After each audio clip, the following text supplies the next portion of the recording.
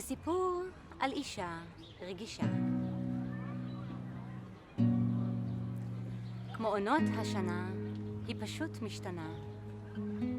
כשהיא קמה בבוקר ופוקחת עיניה, אין היא יודעת איך התעוררו רגשותיה. אולי עוד נשאר שם שבריר של חלום, שהיה קצת אחר מההוא של שלשום.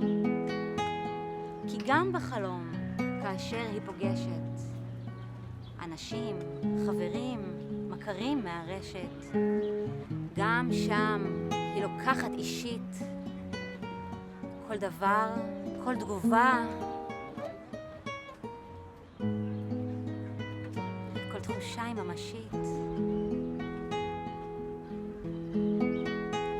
וכשהיא מתעוררת חזרה למציאות, כבר יושבת לה על דופן הלב מין תחושה של רגישות. היא מסיתה את השמיכה הרגישה שלה ואוספת את השיער הכה רגיש שלה. היא לובשת חצאית רגישה וגופייה אוורירית ורגישה. היא ניגשת לחלון הרגיש שלה, וברגישות כזו רכה היא אומרת בוקר טוב לציפורים הרגישות שעל חלונה. היא מסתכלת על העצים ומרגישה איך שהם שמחים. מצד לצד רוקדים יבשת הרוח בעלים, ומסביב פרחים סגולים ורודים ולבנים, ומשב הרוח רחמים נושא את ריח האבקנים. מסביב הכל פורח והלב שלה צורח. לפעמים עלול להיות מתיש להרגיש כל צבע, כל צורה, כל חיה, כל איש, והכל כל כך חדש, כמו טעם שנרכש. היא לא מזמן עברה מדינה, לכן אזור הנוחות השתנה. היא החליפה תפאורה, החליפה חברים, אפילו לארוחת הבוקר התחלפו המצרכים. מאחוריה הותירה חיים מלאים ומגוונים, אך בליבה פעמה תשוקה לעבור לארץ רחוקה.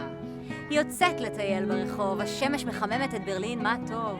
עיניה הגדולות חוקרות סביבה, אנשים יפים מתהלכים לצידה, חלומותיה נרקמים. מלפניה עתיד רחב אופקים, היא לוקחת שאיפה עמוקה ומתמסרת לתחושת הערגה.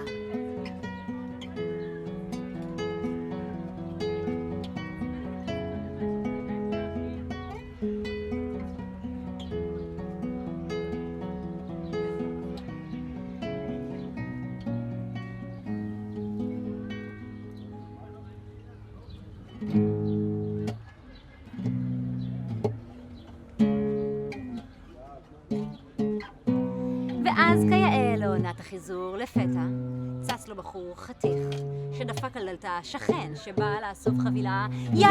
שאלה בקול, It's the neighbor, please open the door. מהר מהר היא ניגשה לעינית לוודא שלא מדובר בתרמית. Oh, your package, yeah, I know, here it is, there you go. Thanks, Fritz, fourth floor, are you new? I haven't seen you before. I do, I'm new, yes, please come in, sorry about the mess. Thank you. Where are you from? Israel. Shalom, I have a proposal for you, הוא אמר. We can have an ice cream together בכיכר, when it's okay, when I finish my day, when you don't mind, I give you בשייד. הם יצאו לדייט, ועוד פעמיים. ליבה התרחב לגודל של 2, הוא השאיר למתנות מחוץ לדלת, ורדים, שוקולדים, סוכריות בצנצנת. אני חדשה בעיר הגדולה, וכבר הכרתי נסיך מקומי צהלה. הם בילו יחדיו בנעימים, הוא הכיר לה את החברים, שסיפרו לה אחרי כמה שבועות שלפריץ יש עוד 2 חברות. מה? אתה בוגד בכולן? 9, זה הכל מתואם. פה זה נהוג ולגמרי נורמלי לקיים יחסים מחוץ לבנאלי. גם אצלכם היהודים יש את ההוא, היו לו 1,000 נשים. מי? שלמה? לא מתאים, אלו היו זמנים אחרים. בעידן של היום זה יותר נעים לחיות ב2 כשבחוץ מלא גירויים. להיות איתך ולא היחידה, איזו הזיה, ממש בדיה. ובכל רגע נתון של היום אחשוב ואתהה עליהן, מה פתאום עכשיו אני גם מבינה. למה לא ענית אז להודעה?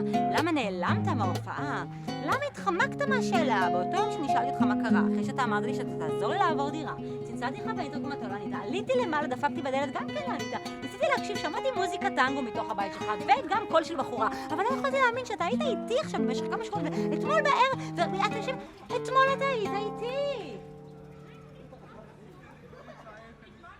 ושוב, אזור הנוחות מהבהב, כזקוק למגן ולא למאהב כוזב.